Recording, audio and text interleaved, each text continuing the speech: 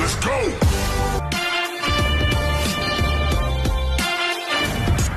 Yo, what's up mga Krill? Another day, another vlog na naman. Geng-geng sa lahat. So for today's video mga Krill, tara samahan nyo ako.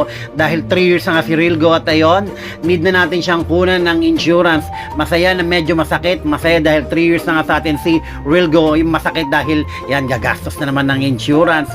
So yun, sabi ko, napansin ko para ang dumi ni Rilgo. So sabi ko, idadaan ko siya syempre kung saan pa na pinakamabisang car wash dito kay Paring Dolph, ang Dolph Car Wash and Detailing. So yun, finally sabi ko, yes, masasolo ko yung car wash ni Paring Dolph. Kaya sabi ko kay Paring Dolph, isang approved naman yan.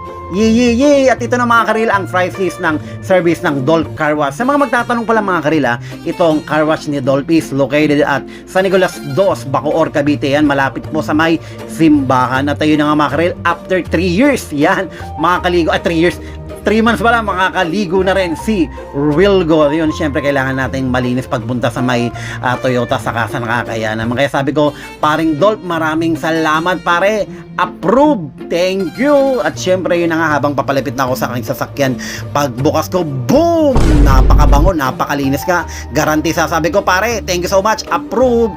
Yun! At finally, on the way na kami papunta ng Toyota Bacoor. Sabi ko, grabe naman ng mga tao sa labas. Parang taong jabang, lulupit nila sa init. Sabi ko nga, konting kembot na lang. At yun, makakapasok na tayo sa may loob. Grabe, sobrang init talaga. Hindi ako nagbibirong mga karil. Totoo po yan. Sabi ko, sana walang tao pagpasok natin sa loob. At ito na nga, bumaba na kami sa may sasakyan. Sabi ko sa Junakis ko, anak, let's go! Faster! Kahit mga karil, sobrang init talaga kasi. Sabi ko, Manong Guard, pagbuksan mo naman kami. Sabi ko, Manong Eming Guard, napaka-pogi mo naman. Hanggang isang bukas siya na. At ito na nga, finally yun.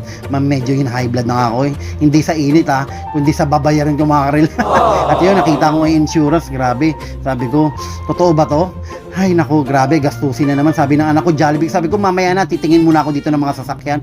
Boom, pagbukas ko nga, napaka-pogi ngayon ng ng Wigo 2024 model. Pero napansin ko lang, parang napakataas ngayon ng niya, yung backrest niya mga karil. Pero style talagang siya parang baby Toyota race. Sabi ko, pagdating ng araw, magle-level up tayo. At ito yung Yaris Cross, ang pogi dito makaril.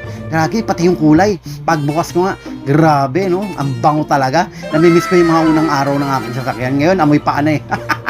At ayun na, sabi ni ate, bumalik na nga daw ako doon sa may tawag dyan, sa may insurance pala. At ito na nga si Ate June, yan, lagi ko po yung siya yung lagi kong hinahanap pag magpapa-insurance. Kasi ang bait niyan, buod sa lahat, yan ang niya magbigay ng discount eh. Siyempre, sabi niya sa akin, sir, pirmahan mo muna to. Pero bigla akong nalungkot mga karil. Kasi sabi ko, ano ba naman to? Pang-scatter na, nauwi pa sa insurance. Sabi niya, sir, wala tayong magagawa po dyan, sir. Bumawi na lang kayo. Sabi niya, sir, ito yung mga pipirmahan nyo. Sabi ko, Ate Jun, wala na bang atrasan to? Sabi niya, sir, wala na po. Kaya na nga mga karil, hawak ko na ngayong pera. Iniisip ko nga kung magbabayad ako sa cashier o i-scatter ko na lang to. Sakit talaga ng tiyan ko dyan, that moment, nag-iisip talaga. At ayun na nga, yun, tuntua yung anak ko kasi, yan, minumi nagbayad ka, tapos binigyan ka nila ng foil. Grabe naman mga karil, ang laki ng binarang, tapos foil lang yung binigay sa akin. So yun mga karil, thank you so much sa walang kwentang vlog. At yun, finally, may insurance na tayo. Ang lungkot ko.